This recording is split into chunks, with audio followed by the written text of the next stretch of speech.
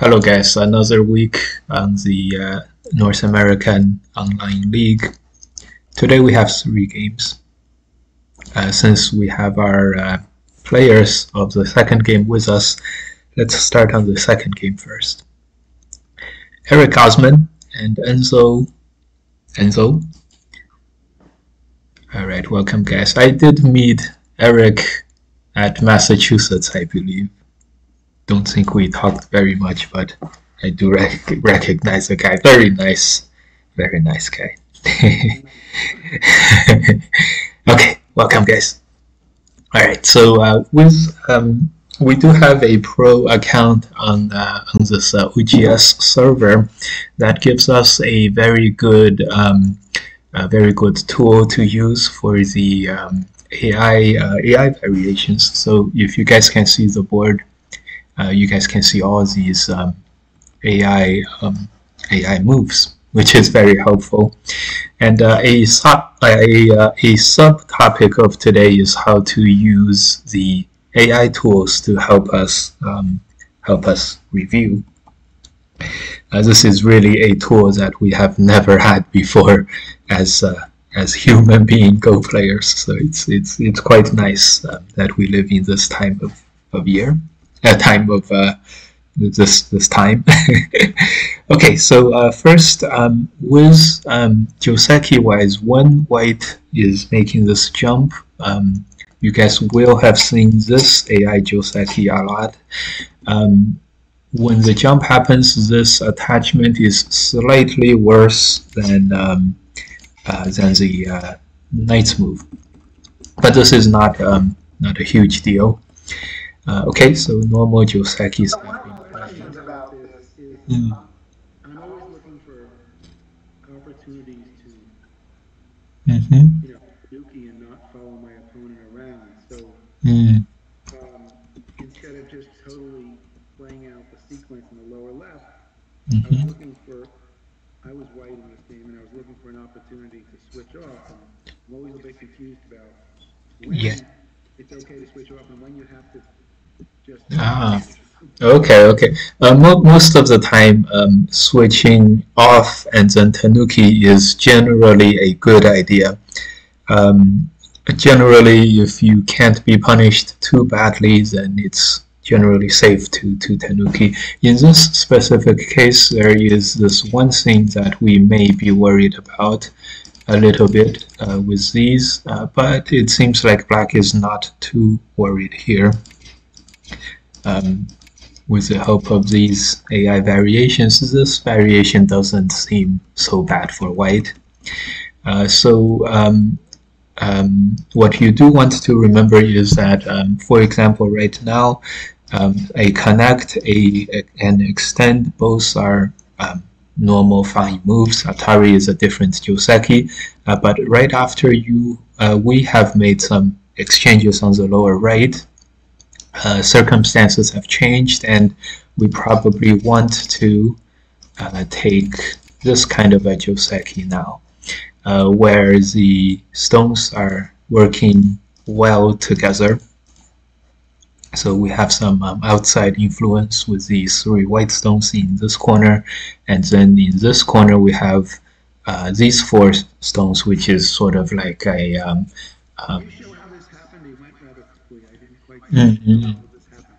Yeah.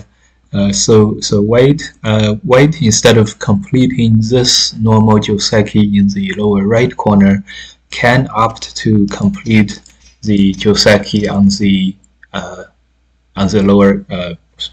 White, instead of doing the Joseki on the lower right, instead does the Joseki on the lower left, and in this way, white sort of has 2 influential groups that are sort of their influences meeting together, and that's always a very efficient thing to do. So you guys must have heard about being over concentrated, and that is when your 2 strong influential positions are too close together, and then they sort of overlap and sort of negate each other's effect. In this case, they're quite far apart, so whenever you have this, the effect is very synergistic, and your stones are working well together. Basically, no matter how far apart they are, as long as you have outside influence on both of these Josekis, they will work together very, very well. Yeah, so this means when black comes inside here, which is a normal punishing move for white not completing the Joseki on the lower right corner, in this case, white is already sort of forming a pincer attack against the invading stone.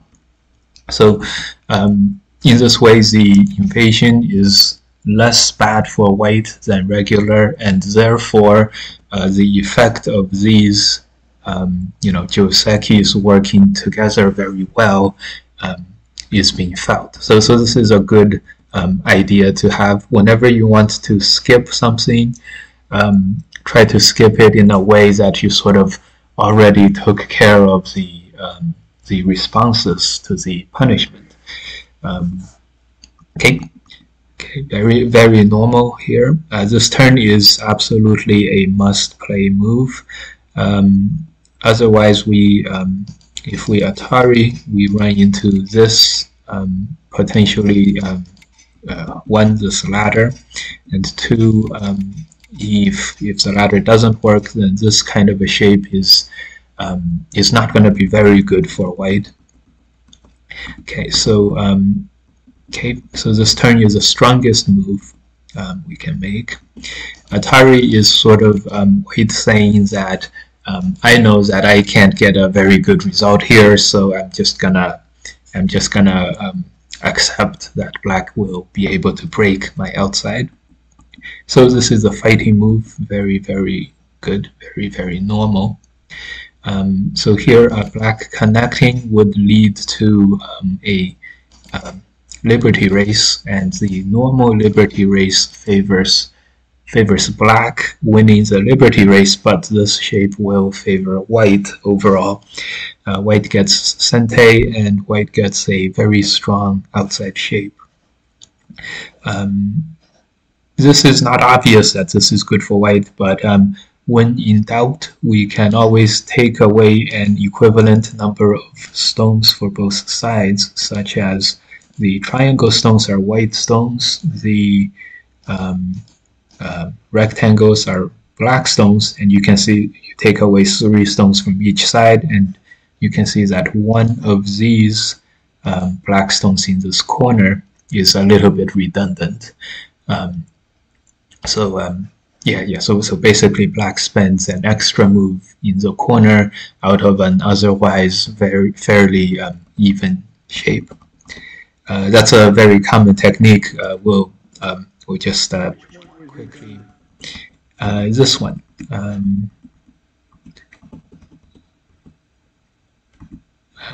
This one. The variation was here.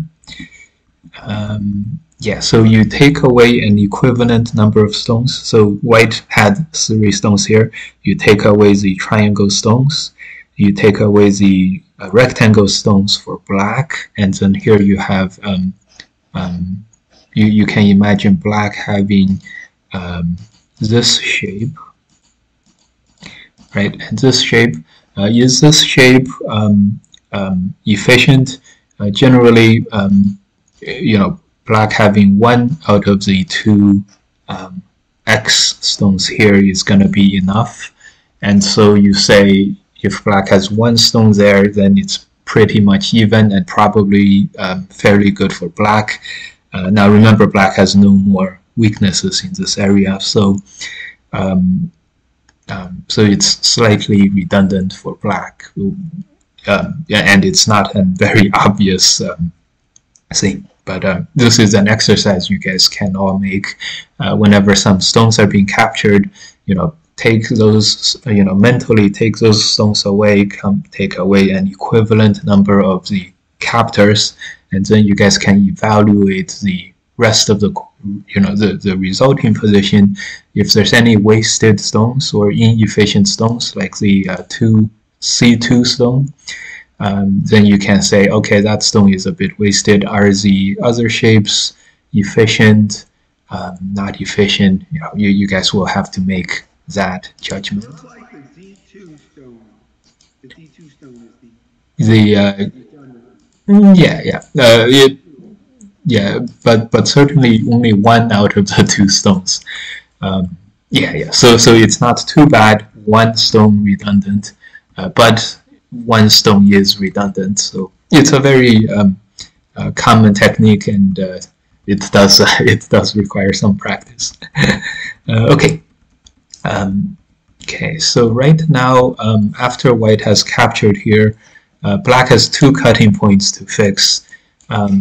This AI suggestion is a good one, and if we see it, we can sort of understand it. This one certainly protects the big cut, or the outside cut, or the important cut, and then does it protect the other cut?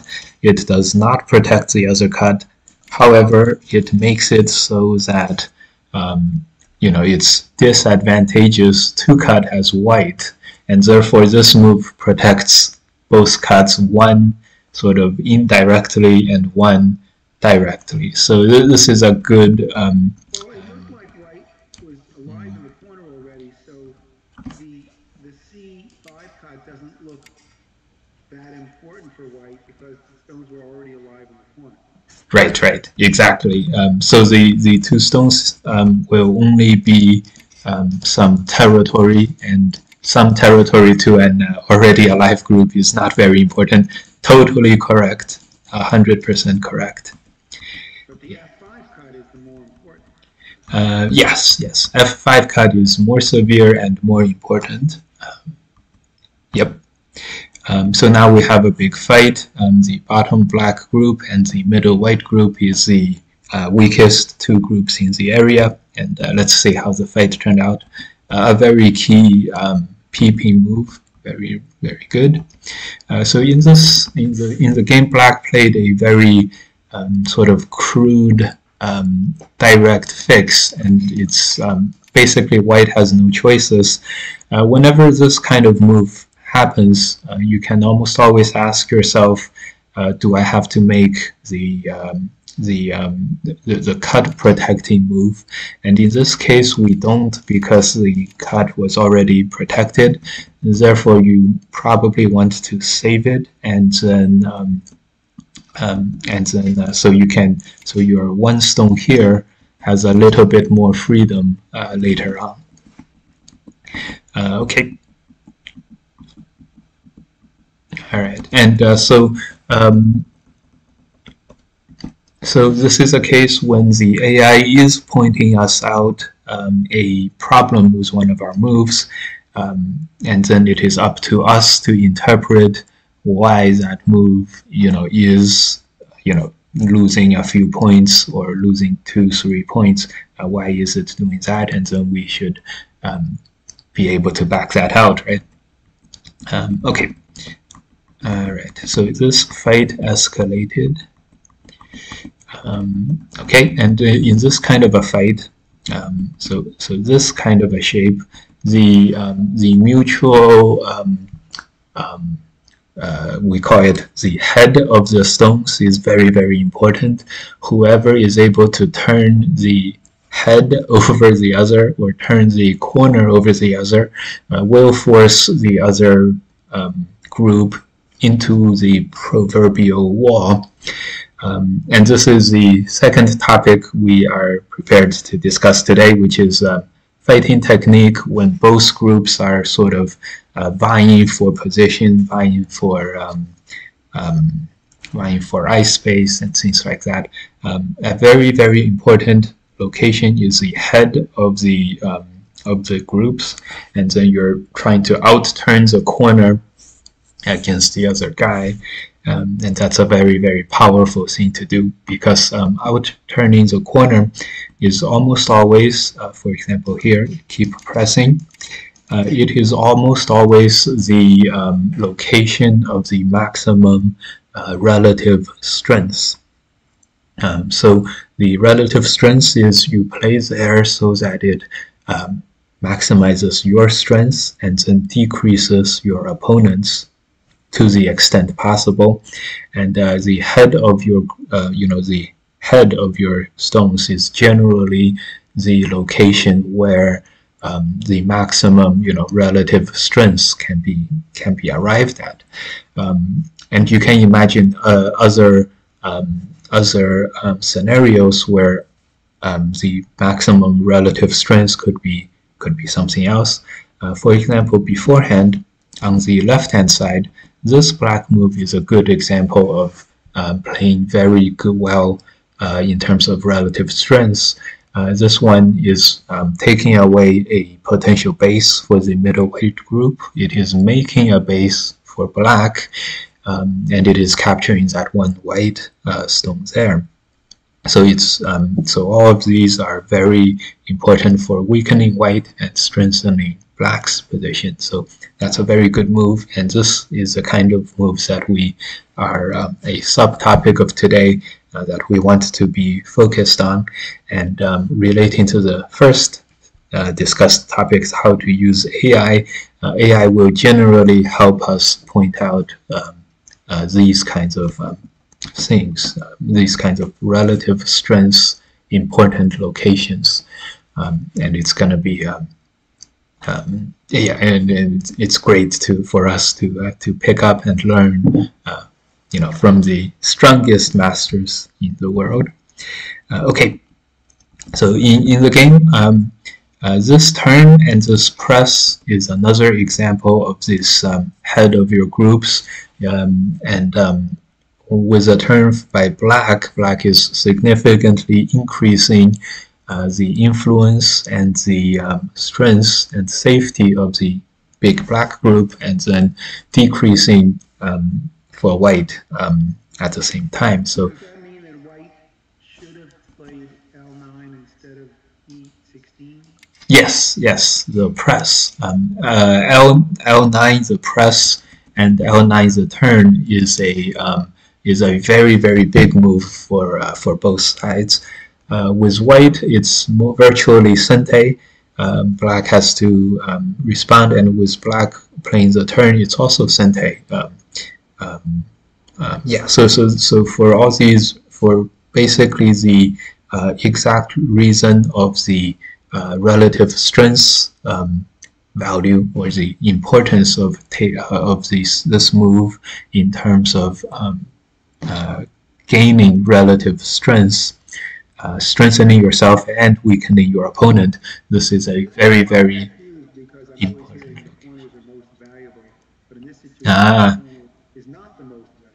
Yeah. So one thing that we can keep in mind is that the usually, so there's a territory value, and then there's a thickness value and safety value and all of that in Go. And so generally the corners are the biggest in terms of territory value.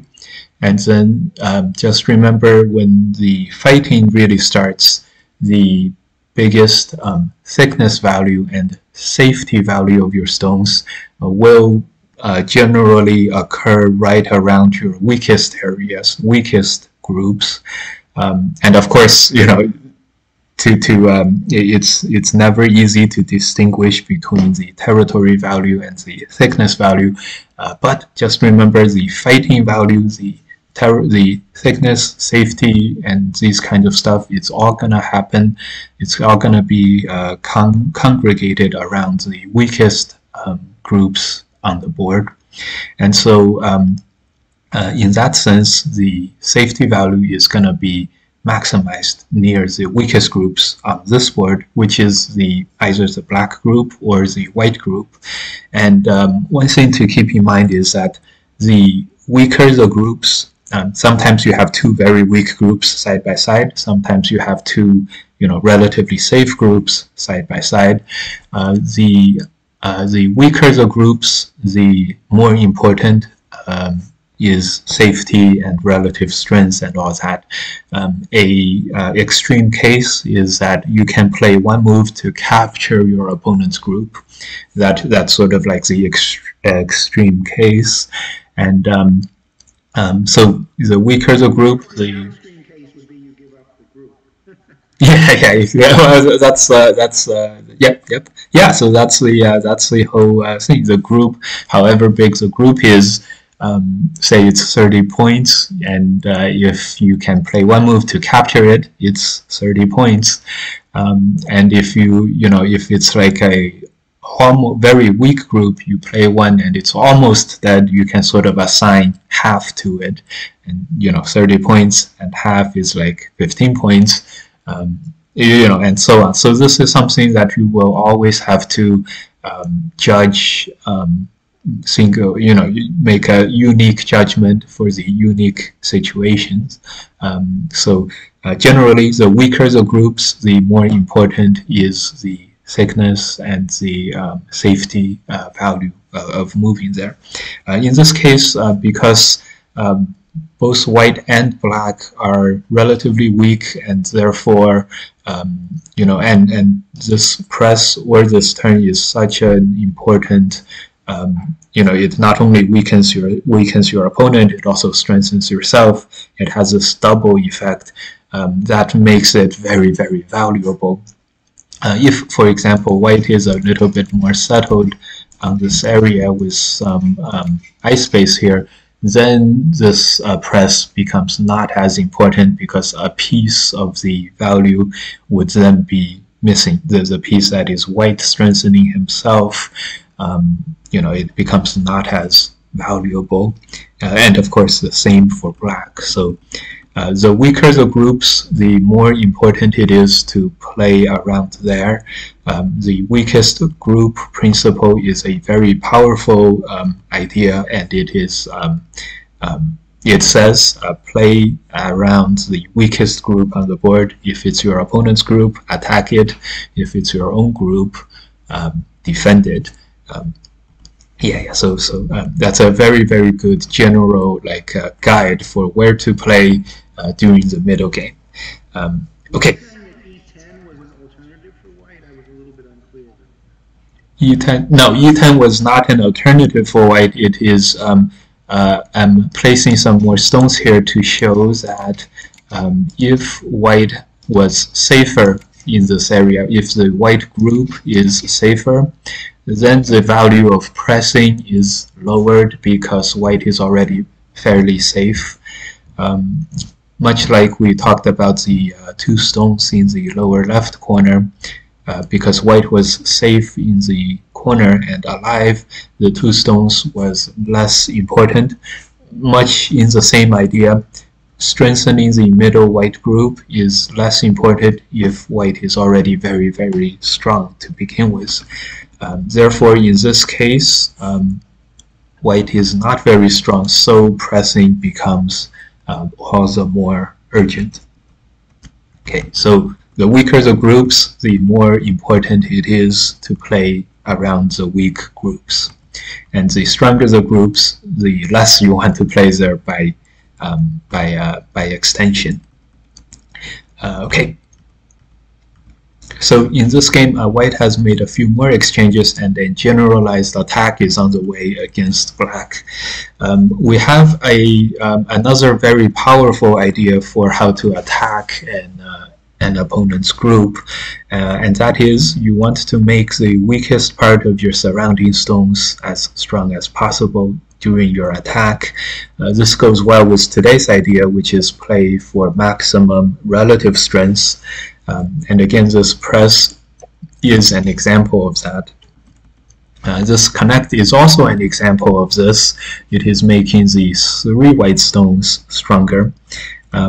It's just that because the black corner is very, very strong, the black corner and the black side is very strong. White playing this connect is playing sort of developing your positions, or it's white developing a lot of putting a lot of resources into this area where black is already very strong, and therefore white is unable to accomplish very much in terms of surrounding territory and all of that. That's why this white connect is so not disfavored against a turn, for example. So something like this, where white is forcing black to play more moves around this area where black was already very strong, was preferred by the AI and by us because black was very strong in this area. When black puts a little bit more resources here, black isn't gaining much in addition, and when white puts a lot of resources in this area, white also isn't getting much. Therefore, we don't want to develop this P9, P8, P7 area, and we want to put our stones on the outside of this. This is for attacking purposes. It was only the P9 stone that was wrong in this sequence? At all points, we want to be pushing at L9, the key point. Given that we did not play the key point, then these moves are the second best, in other words. My personal recommendation is, of course, given that we are missing the press, right, then we probably want to play something that is faster than P9. Because remember, putting a lot of resources next to the black corner is not going to yield much results. Black is very safe on the right side area. So we want to play a little bit faster, such as this one, such as this one, such as this one, and this one, where, if black continues playing in this area, black is the one who's going to be, putting a lot of resources. Yes, this ladder, this ladder will work. So that's correct. Correct. The key is you want to reach out further so that you're farther away from black's area of strength, and when black plays around here to punish you, you can play lightly and give up your stones around black's strength, and this way you can just think of these moves, for example. This way you are forcing your opponent to invest in this area that has very little return, that has very little additional value for your opponent. And where you are playing moves on the outside, such as these moves, and here you can see you're giving up a few stones to capture a very big black group over here. So for all these reasons, you don't want to be connecting slowly over here, and you want to be playing rather fast and very fast and very influential, or far-reaching, reaching further than a normal stable connect. Yeah, so in this game, black is able to run out this way, and then the game stabilizes. And now that both groups are relatively safe, the game is going to transition into a more of a territory grabbing kind of a game now. This move, this is we have a weakness with the double cut. You can imagine this cut capturing two stones, or black cuts here, threatens to block there, and then cutting on the outside. So just one space off, this knight move is a very, very good one. That would also be fine. If you had this idea, then you are indeed a mastermind. This idea, black cuts, you extend, that you want to sacrifice 2 stones, take Sente, and surround a big territory, then you are a mastermind, and this move is would make sense then, but just in terms of integrity of our shape, best to play this way and leave no weaknesses rather than this jump and leave many weaknesses. Okay. Okay, this is a very common fighting shape. So let's see. The turn is the strongest move possible by black. Otherwise, black would have to extend and white would be able to live. In any case, this seems to be favorable for black. Black is cutting white into 3 pieces, and so this means that in the normal shape, white has played a little bit too aggressive. Right now, this turn is one of the things I get confused about here is when black plays underneath. What is that? J18? Figuring out which side to. Which side to block? Which side to So in many cases, there will be no side. And you can safely tanuki and play something else like a regular move, and that's generally fine. If you do want to hane on one side, generally you want to hane because afterwards you are gonna make this turn on the second line mostly. Most of the time, you want to figure out which turn hurts your opponent the most, and then you want to hane on the other side, so that because this sequence is basically forced up to here. So if you hane, you are gonna reach a 3-stone shape here with capturing of the 1 stone, and then you're gonna make this second line turn. So figure out which turn hurts your opponent the most, and then you hane on the other side. So in this game, we did it right. If we had done this the other way, this turn doesn't hurt black very much at all, so we did it right this time. This turn will hurt black very much because it takes away all of the black potential territory on the upper side. Okay, in this game, white played a very strong cut. Black ataried and turned. Now it is up to white to come up with something that uses the stones to the maximum effectiveness. This fight is going to favor black. I don't think there's a way that white can save these stones anymore, but white may be able to surround on the outside and then attack the middle black group. But in any case, that turn was a another very good example of a very strong relative strength move, where it's totally fixing white, and it is also taking away some black liberties. This cut does a better job at offense, but not as good a job at defense. So with that said, this attach is a very good idea. So we are looking to make some exchanges here, and then if the connect is Sente, we can sort of capture one of the 2 black side groups. This is a very strong play. I like this attach very much. So let's see, black should tanuki this and fix his upper side, and black does it.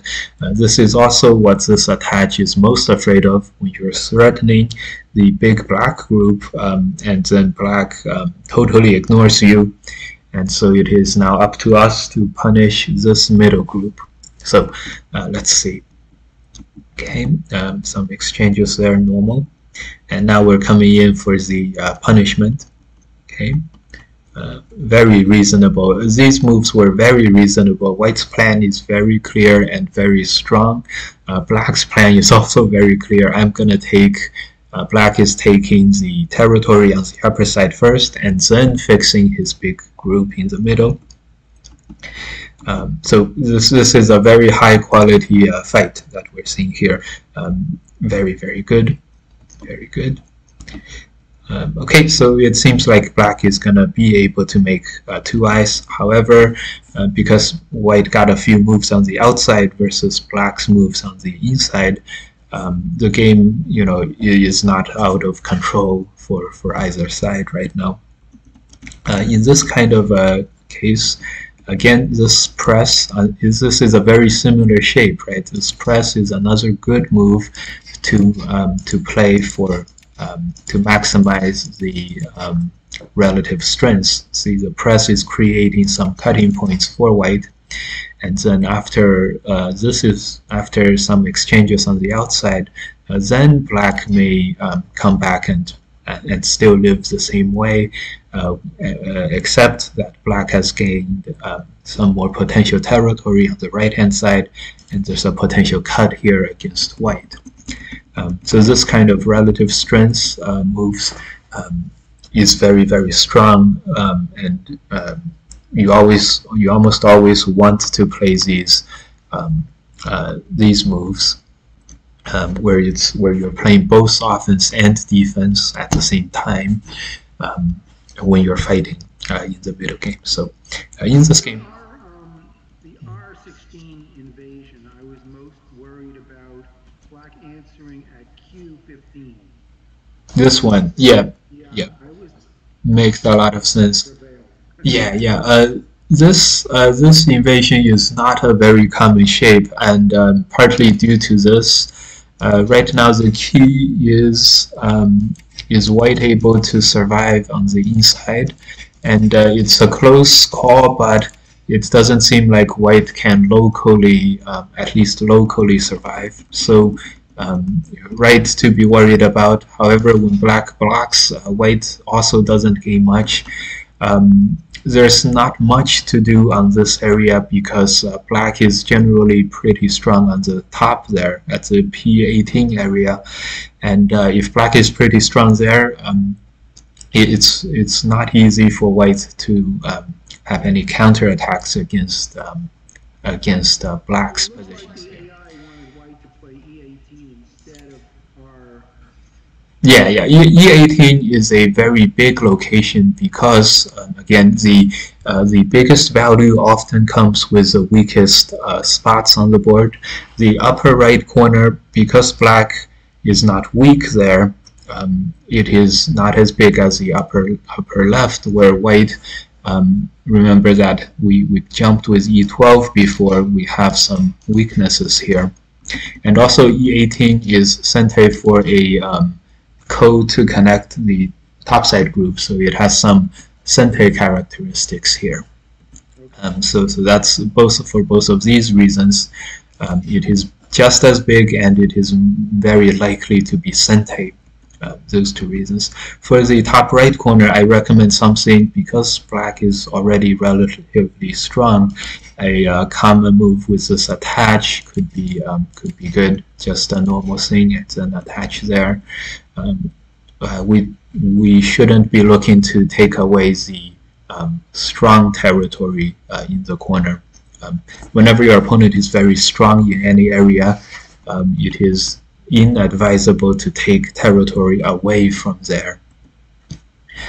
Okay, so in this press, we run into a very similar worry with this netting squeeze, and also if black simply places the blocking move, we probably have to play this this move to get out, and whether we end up like this, or if black plays something even stronger like this, we have a lot to worry about. So this is white starting. Instead of R16 was R12. Yeah, R12 is a very reasonable move. Yeah, that would be fine. Get such a large corner. Yeah, remember, if your opponent is very strong, the territory that the group will surround is always going to look very big. Something like this. However, because black already has a strong corner and he reinforced it with O17 and N17, he kind of deserves to have the corner. If you think the black corner is too big, then you must also think that your own corner at the upper left is it's just as big as the black corner. So and you're kind of weaker there. So yeah, just something to keep in mind. Yeah, don't invade thickness. Invade the weakness. Don't invade the thickness. Okay, on this board right now, black is very strong everywhere, pretty much alive. So white, the weakest area is a white group on the upper left corner. But white gets this important E18 spot, and so here white is gaining in this location. So black peeps, this does leave that code that we talked about earlier.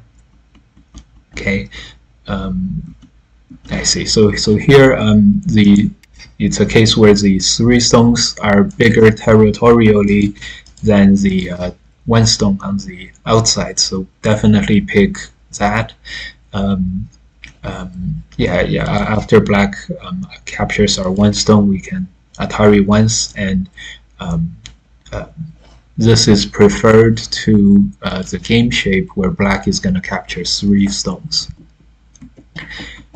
Okay, reasonable. As you guys can see, the code on the top is very severe now. So anytime now. Okay, and so as a result, white gets it, and this is likely to swing the game right now into white's favor. Okay. So in the game, black takes a ko, and then so white is able to gain a lot with a ko threat. Okay,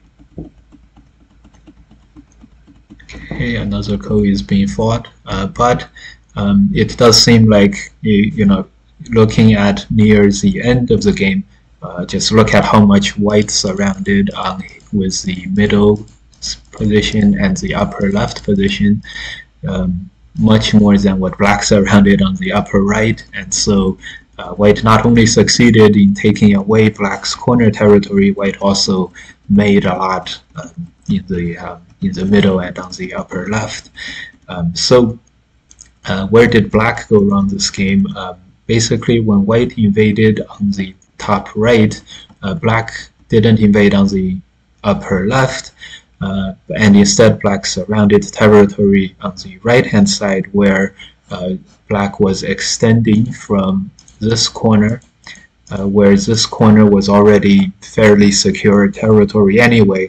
So the additional territory is just these few points, and that's where black lost out on a lot of value. Instead of the game, maybe if you have to save your 1 stone, so say something like this happened, if you have to go save your 1 stone, try to do it in as little moves as possible. In the game, black played the 2-space extension and then another move, another turn, and so this is a case where black may have been able to do the job in 1 move, but instead took 2 moves, and then it allowed white to get the big points later on. Another possible is to Atari here and fix the black weaknesses by capturing 2 white stones. Okay, so otherwise, this is a very good game. We saw very reasonable plans from both sides, and putting these plans into action. We saw how we can use AI to show us the good and bad moves, and remember the most important play almost always comes from the weakest group on the board. So the biggest points very often lie, the biggest moves very often lie with the weakest group on the board. So for example, white connecting here, maybe this peep is almost never gonna be very bad because it's attacking the weakest group on the board. And remember, this press is very important because it not only attacks the weakest group, it also strengthens the second weakest group, which is the white group over here. Yeah, the most important plays often come with the weakest groups. Yeah, the weakest group. And when you're playing around your opponent's strong area, instead of connecting and playing slowly and solidly, we should try to play very fast and then as far away from the solid position as possible. And when your opponent tries to develop the solid areas, we try to allow him to develop, because the additional gain from developing a solid area is very small. And likewise, when you play around the solid area, the amount that you limit against your opponent is also small at the same time, because when he is solid, you can't make too much, and he also can't make too much. Okay, sounds good. Very good game. Yeah, thanks. Let's go on to the next game. Yeah, so last game, guys, we saw a very well-formulated planning in the middle game, and we saw a few places where the players went wrong because the moves concentrated or did not concentrate around the weakest point, the weakest spot on the board. So let's see if we can see the same theme happen in this game. Very reasonable Joseki so far. Good to note, when after black played here, white plays on the outside. This is a very common response to the press. Reasonable. So here, weakest group is the 3 outside white stones, and so white plays around here. Makes a lot of sense.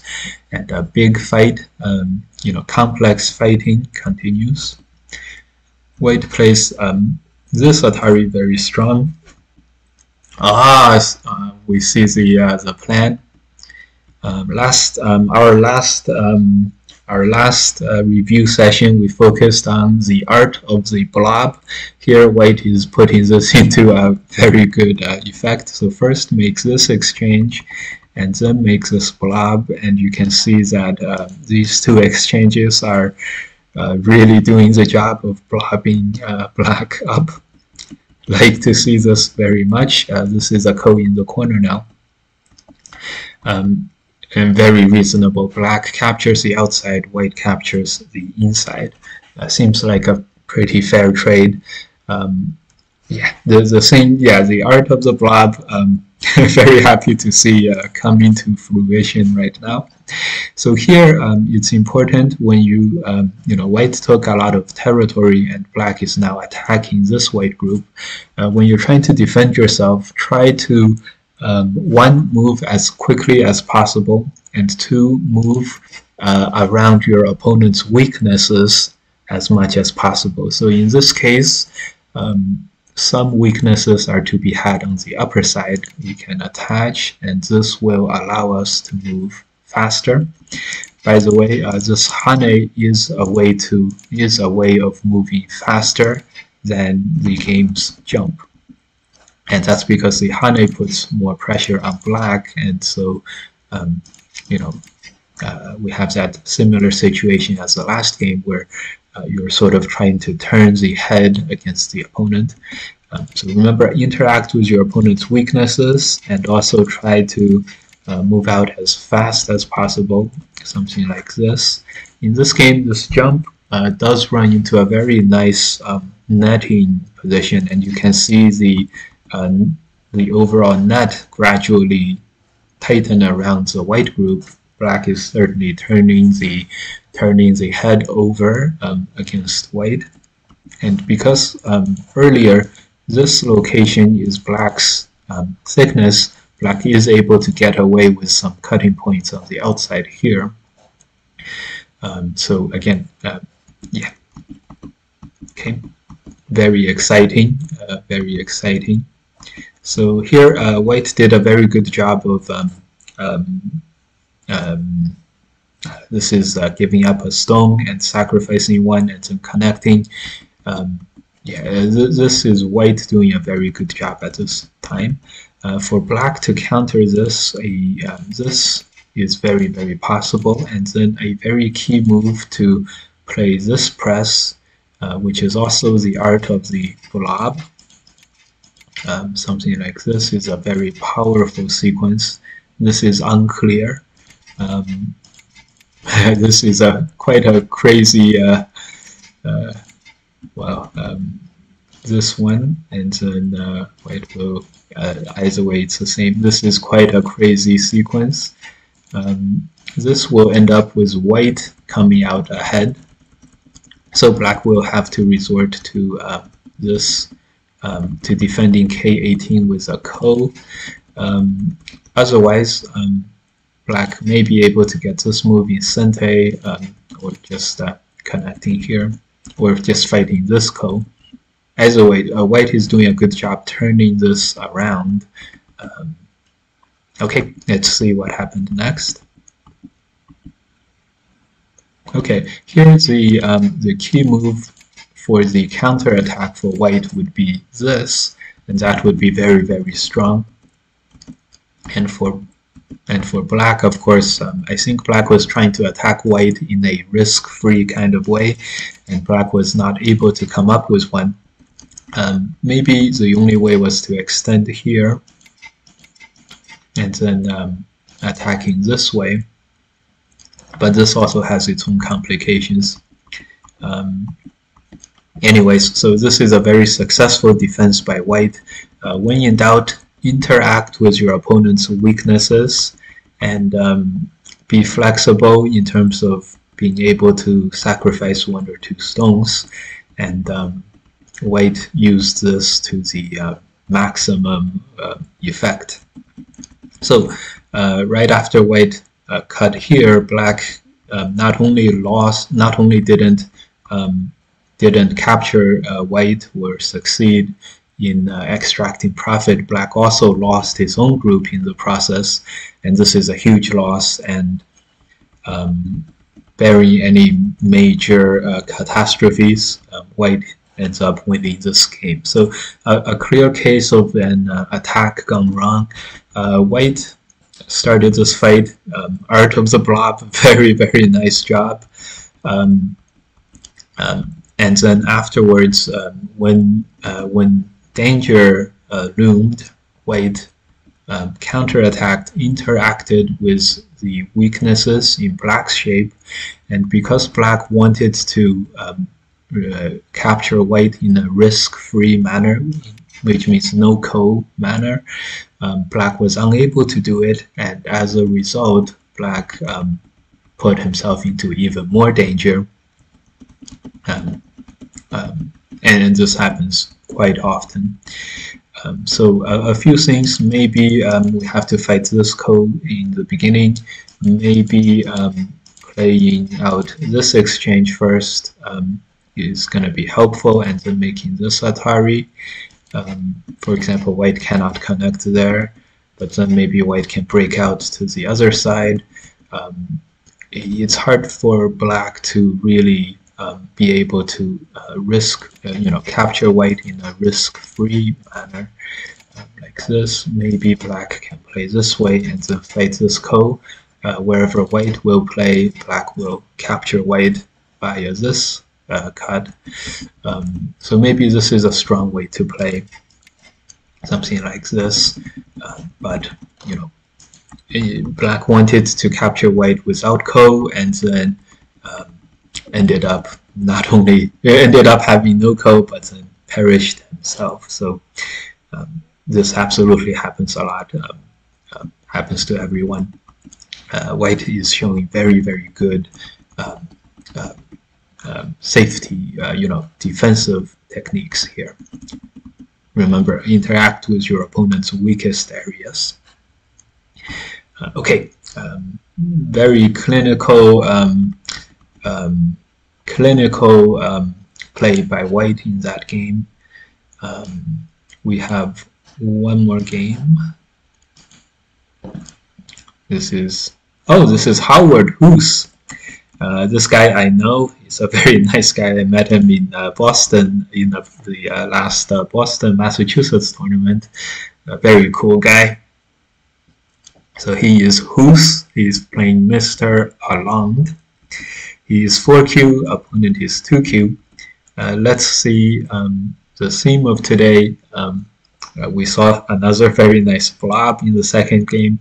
The first game we saw we could use AI to help us, and however the most important spots on the board are often interactive with the weakest group on the board at the same time. So look to play where the weakest group is at all times. So let's see if this game can show us similar situations. Okay.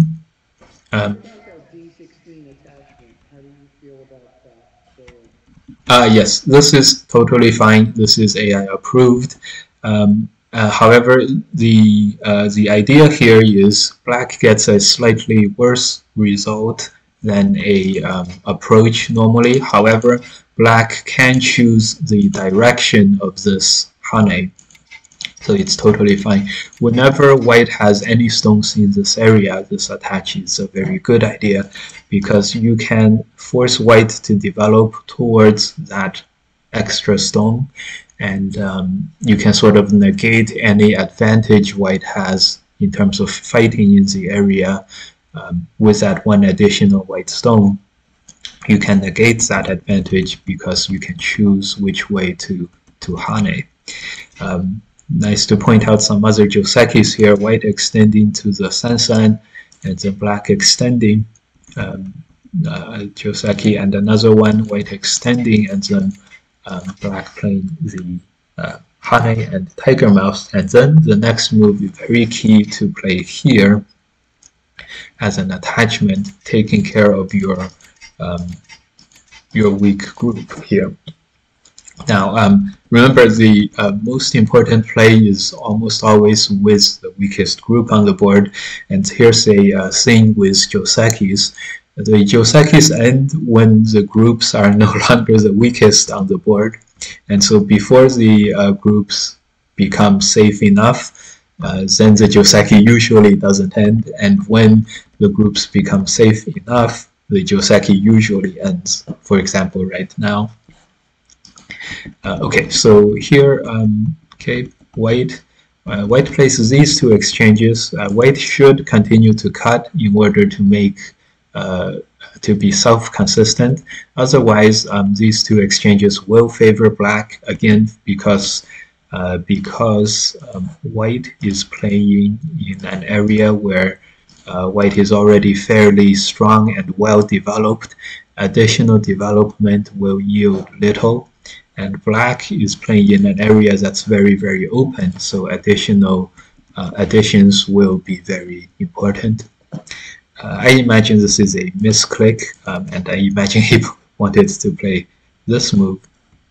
Okay, and for the same reason, because black is quite developed on the upper side, quite strong, reducing the upper side is likely not as big as something on the bottom or an invasion on the right-hand side.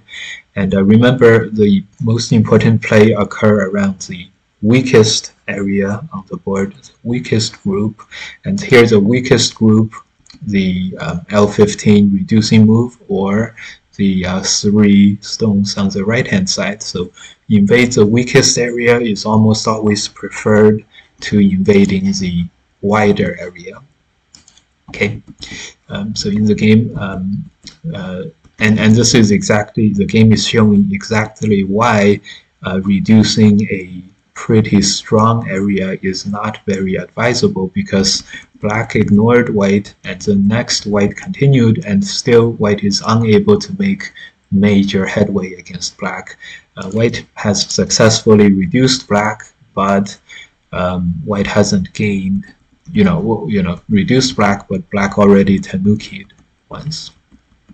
So remember, um, weakest area, always very important. So here black does another good job here, captures 3 white stones. Seems good. Okay. All very, very reasonable. White comes back to this cut, which is very big. Here, again, here black is running into a similar situation as white did earlier. This middle white group seems pretty strong. This bottom seems pretty weak, and so this bottom is likely to be bigger.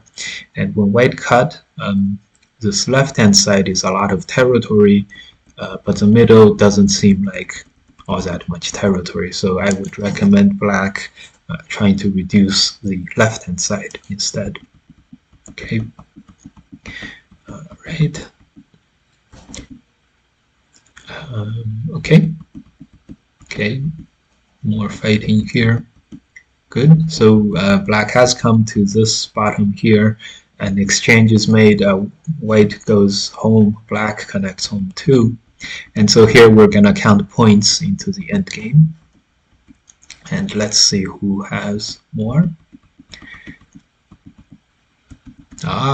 Very nice move by white, threatening this cut. And this is a weakness that black overlooked from earlier. Again, another reason why Atari in this way is yeah. So in the game, white did succeed in major damage against black here, and black plays a last-ditch effort. Okay. And we have come to the end game. This game, black did a superb job early on, and then at the end, unfortunately, lost the big group in the middle here, and that was where the weakness was not felt. Yeah. So right now, game is very, very even. And instead of making these kinds of captures, there was a weakness to fix. And just remember, the game is played around the weaknesses. However, notice how this weakness didn't actually exist beforehand, and only because by black Atari in this way and sort of trying to attack white in the middle did black expose his own weaknesses in this regard. Yeah, and then earlier, follow the weakest area principle, almost always a good idea. So here, black captures this one stone, but if you think this overall black group is very, very strong already, this corner is pretty strong, this top is very strong, fixing this cut could have been one of the things that black did. You could also fix very actively by making this kind of attachments against white, maybe this shoulder head. Yeah, so very unfortunate. Black played a very, very good game. Just in the middle to later game, black started playing a little bit too defensively here. Started playing, defending areas where black was already kind of strong, and then overlooked a very big weakness here. I think both players overlooked this for a while, and paid the ultimate price. Very exciting game. Quite an interesting one. Yeah, when white played here, probably black had to cut and give up the middle 4 stones. I know it hurts. It hurts. Yeah, very unfortunate. Probably a turn. Yeah, very unfortunate. All right, take care. Thanks. Thanks for watching. Thank you. All good, all good. Good luck on the next games. Thank you. Yeah. Bye. Take care. Yeah, yeah, very unfortunate. Very cool guy, Howard. Yeah, yeah, yeah. Played a very good game, and then overlooked one weakness. So, overall theme for today, guys, the biggest play always happens near the weakest groups. Um, Try to play in a manner that is good for relative strength, which is always strengthening yourself and weakening your opponent. And um, when you're deciding to tanuki or not, um, one, check if you're tanukiing the weakest group on the board, and two, if you do tanuki, try to find the weakest points on the board, and then try to play there.